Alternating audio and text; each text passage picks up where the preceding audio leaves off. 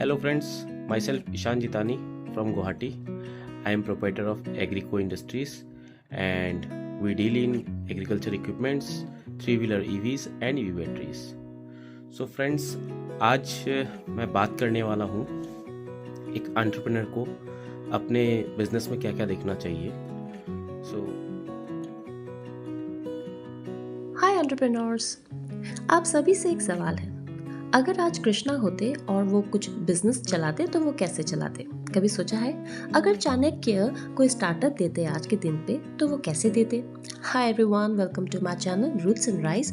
आज हम लोग इसी के ऊपर बात करेंगे, कैसे हम लोग एंशिएंट विजडम को हमारे आज के मॉडर्न डे बिजनेस में हम लोग लगा सकते हैं और अपने बिजनेस को बढ़ा सकते हैं. अगर आपने किसी बिजनेस के बारे में सोचा है तो कमेंट सेक्शन में जरूर बताइएगा. इसी के साथ एक बाइट लेंगे ईशान जितानी का, जो खुद एक सीए है और 20-25 सालों से एक बिजनेस चला रहे हैं. उनका क्या कहना है जो नए एंटरप्रेन्योर से. सो फ्रेंड्स, मेरे हिसाब से एक एंटरप्रेन्योर या बिजनेसमैन को अपने क्लाइंट के साथ जो वो बात करते हैं वो और उनकी टीम दोनों को उनके लैंग्वेज में बहुत ही ध्यान रखनी चाहिए. वो बहुत ही अच्छा से क्लाइंट से बात करे ताकि अगर क्लाइंट उनसे बात करने में अगर कंफर्टेबल रहेंगे, उनकी बातें अगर क्लाइंट को अच्छी लगेगी तो ही आगे बिजनेस होगा. अदरवाइज फर्स्ट स्टेप में ही आपका बिजनेस रुक जाएगा. दूसरी, हमारी जो सिस्टम है वो ठीक से वर्क कर रही है या नहीं, ये चेक करेंगे सिर्फ आप ही, क्योंकि आप ही सिस्टम बना रहे हो, आप ही अपने टीम को तैयार कर रहे हो.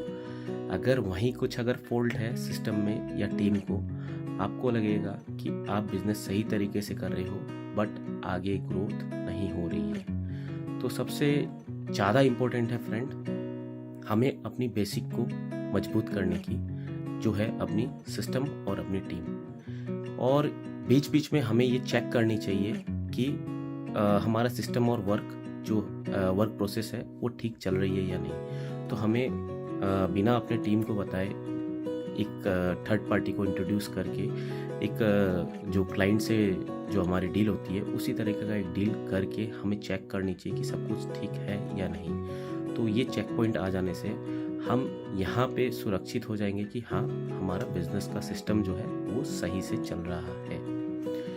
तो अब जब हम अपने लैंग्वेज ठीक कर लेते हैं, हम अपने जो लाइन ऑफ वर्क है, जो हमारी टीम है, हमारे सिस्टम है, वो अगर ठीक कर लेते हैं तो हमारे बेसिक जो है वो मजबूत हो जाती है. आगे हमें समझनी चाहिए मार्केट की डिमांड और सप्लाई. तो फ्रेंड्स, हम जो प्रोडक्ट या सर्विस मार्केट में लेके उतरे हैं तो उस चीज़ की डिमांड या सप्लाई क्या है वो हमें एनालाइज करना बहुत ही ज़्यादा इम्पोर्टेंट है. वो हम एनालाइज कर लेंगे तो हम ये तय कर सकते हैं कि हम मार्केट में अपने प्रोडक्ट और सर्विस के साथ कहाँ खड़े रह सकते हैं और हमारी सक्सेस जो है वो हम कितनी जल्दी तय कर सकते हैं. तो इसी चीज़ के लिए हमें एक पॉलिसी अपनानी पड़ेगी जो कि honesty is the best policy. Friends, हो सकता है कि हम अपने सिस्टम सारे सही कर लिए, हम एनालाइज करके अपने प्रोडक्ट और सर्विस भी मार्केट में उतार दिए, बट हाँ, हमें सतर्क रहनी पड़ेगी कि हम हमेशा अपने बिजनेस में ऑनेस्ट रहे. ऑनेस्ट इतना कि कस्टमर या क्लाइंट आपकी एक बार आपसे डील करने में घबरा सकते हैं या कुछ डाउट में रह सकते हैं, बट हाँ, उनको जैसे ही रिजल्ट दिखने को मिलेगा तो आपका नाम जो है मार्केट में बनता जाएगा और उससे आपका बिजनेस का और आपके ऊपर ट्रस्ट क्रिएट होगा, जो कि फ्रेंड्स, बिलीव मी कि ट्रस्ट ही एक चीज़ है जो आपके बिजनेस को आगे बढ़ाता है. जैसे जैसे मार्केट में आपके लिए ट्रस्ट बनता जाएगा वैसे वैसे आपका बिजनेस अच्छी तरह से ग्रो करता जाएगा. तो फ्रेंड्स, यही कुछ चीज़ें हैं जो कि हमें एक बिज़नेस स्टार्ट करने के टाइम में और बिज़नेस रन करने के टाइम में ध्यान देनी चाहिए. आगे फ्रेंड्स, हमें अपना जो इन्वेस्टमेंट जो है, हमारी जो एक्सपेंस है, उस पर भी ध्यान देनी चाहिए कि हाँ, सपोज़ आपको अगर डेली 1 लीटर दूध की ज़रूरत है तो आप अपनी एक्सपेंस उसी तरीके से करेंगे कि आपकी ज़रूरत पूरी हो जाए. ऐसा नहीं होना चाहिए कि आप अपने 1 लीटर दूध के लिए पूरी गाय या भैंस की खर्चा पाल लिए है. आप 1 लीटर दूध ही लाएंगे, ना कि गाय या भैंस ला के खड़े करेंगे. उससे आपका एक्सपेंस जो है वो बढ़ जाएगा, आप पे प्रेशर बढ़ जाएगा और आपका जो इनकम जो आएगा वो आप जो कहीं और इन्वेस्ट कर सकते थे वो आपका इन्वेस्टमेंट रुक जाएगा और आपका बिजनेस जो है ग्रो नहीं कर पाएगा। आगे मैं कहना चाहूँगा कि आपके क्लाइंट जो आपसे डील कर रहे हैं, हो सकता है कि कहीं आपको कुछ दिक्कत फेस करना पड़े या आपके क्लाइंट कुछ दिक्कत फेस कर रहे हैं जो कि आपने कमिट किया हुआ था कि आप ये सर्विस देंगे। हाँ, कुछ ऐसी दिक्कत आ गई जो आप सर्विस देने से आपके बिजनेस को बड़ा लॉस हो सकता है। तो फ्रेंड, वहीं पे आपको ट्रस्ट जो है वो गेन करना है कस्टमर की या क्लाइंट की आपकी। तो कुछ भी अगर इस तरह का सिचुएशन आता है तो आपको बेझिझक वो लॉस बेयर करनी चाहिए और क्लाइंट को खुश करनी चाहिए, क्योंकि आपकी आफ्टर सेल्स सर्विस जो है वो आपके बिजनेस में बहुत ही मायने रखती है। जैसे ही आपने अपना कस्टमर को बेझिझक आपने सर्विस दी, कुछ भी उन्हें दिक्कत आया, उनको आपने हेल्प किया, तो उससे जो है आपके लिए मार्केट में आपके क्लाइंट ही ऐड करेंगे और आपका जो बिजनेस है उसके लिए वो आपके लिए ट्रस्ट लेके आएंगे पूरे मार्केट में, और कस्टमर्स जो है वो आपसे जुड़ते जाएंगे इसी तरीक़ा से, आपके सर्विस को देखते हुए, आपके प्रोडक्ट्स को देखते हुए और आपकी कमिटमेंट को देखते हुए। तो फ्रेंड्स, यही कुछ 4-5 बातें हैं, जो बेसिक सी बातें हैं जो हमें अपने बिजनेस या एंटरप्रेन्योरशिप में बड़ी ही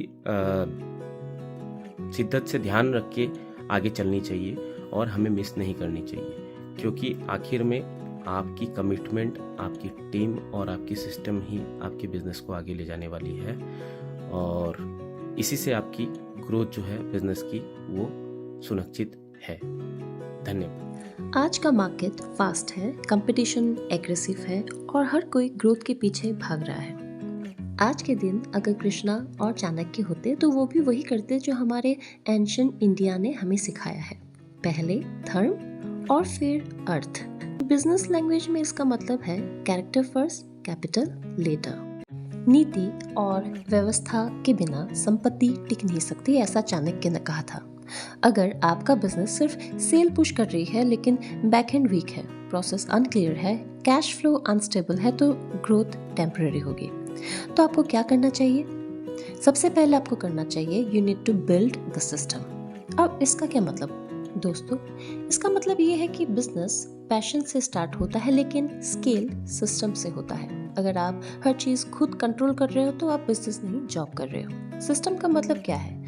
सिस्टम का मतलब होता है standard process, quality checklist, clear roles, delivery structure etcetera. Krishna ने भी महाभारत में सिर्फ ज्ञान नहीं दिया था, उन्होंने पूरा स्ट्रैटेजी सिस्टम बनाया। चाणक्य ने भी सिर्फ राजनीति नहीं की, उन्होंने गवर्नेंस सिस्टम क्रिएट किया। इससे हमें क्या सीख मिलती है कि सिस्टम जो होता है वो परमानेंट होता है। अगर आपका बिजनेस आपसे हटकर भी चल सकता है तभी वो स्ट्रॉन्ग है, और ये तभी होता है जब आप सिस्टम को अच्छे से बिल्ड करते हो। दूसरी बात ये, you have to understand the number. याद रखिएगा कि जिस चीज़ को आप मेजर नहीं कर सकते उसको आप कंट्रोल भी नहीं कर सकते। बहुत एंटरप्रेन्योर मार्केटिंग पे पैसा खर्चा करते हैं लेकिन कस्टमर एक्विजिशन कॉस्ट उन्हें नहीं समझ आता। डिस्काउंट देते हैं लेकिन मार्जिन कैलकुलेशन नहीं करते। रिजल्ट, सेल्स हाई, प्रॉफिट लो, कैश फ्लो नेगेटिव। चाणक्य कहते हैं कि अर्थशास्त्र के बिना राज्य कमजोर होता है, बिजनेस में नंबर ही आपका अर्थशास्त्र है। और फिर बिजनेस करोगे और उस पर रिस्क नहीं होगा, ये तो हो नहीं सकता। रिस्क लेना गलत नहीं है, ब्लाइंड रिस्क लेना गलत है। डिफरेंस समझो। कैलकुलेटेड रिस्क का मतलब होता है कि वर्स्ट केस सिनेरियो में क्या होगा, कितना लॉस हैंडल कर सकते हो, बैकअप प्लान क्या है, ये सभी इसी में आती है। And you need to be prepared with all those things. Shri Krishna ने अर्जुन को युद्ध करने को कहा लेकिन स्ट्रैटेजी के बिना नहीं। बिजनेस में भी वही होता है। एक्सपेंशन तब करो जब फाउंडेशन स्टेबल हो। इसीलिए स्ट्रैटेजी बनाने के बाद रिस्क लो, इमोशन से नहीं, स्ट्रैटेजी से, क्योंकि इमोशन से डिसीजन लोगे तो गैम्बल करोगे, लॉजिक से डिसीजन लोगे तो ग्रो करोगे। बिजनेस को स्टार्ट करते वक्त और एक बात याद रखना कि फाउंडर को कूल माइंड चाहिए, हॉट इमोशन नहीं। इमोशनल डिसीजन सबसे बड़ा डेंजर है। ईगो बेस्ड प्राइसिंग, गुस्सा में फायरिंग, कंपैरिजन में इन्वेस्टमेंट, ये सब इमोशनल ट्रैप्स है। बिजनेस ग्रीड को टॉलरेट नहीं करता। कृष्ण का सबसे बड़ा लेसन क्या है महाभारत में या भगवत गीता में? डिटैचमेंट।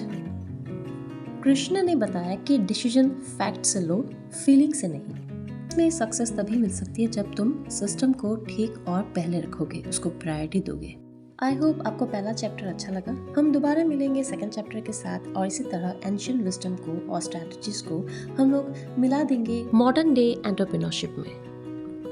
अगर आप सिस्टम को बिल्ड करते हो, नंबर समझते हो, रिस्क कैलकुलेट करते हो या इमोशन को कंट्रोल में रखते हो तो मार्केट आपको रिवॉर्ड करेगी। और अगर आप शॉर्टकट चूज करते हो तो मार्केट भी शॉर्टकट में आपको एग्जिट दे देगी। सिंपल, बिजनेस में लक्ष्मी उन्हीं के पास टिकती है जो धर्म और डिसिप्लिन फॉलो करती है। बिजनेस सिर्फ पैसा कमाने का गेम नहीं है, ये एक कैरेक्टर टेस्ट है।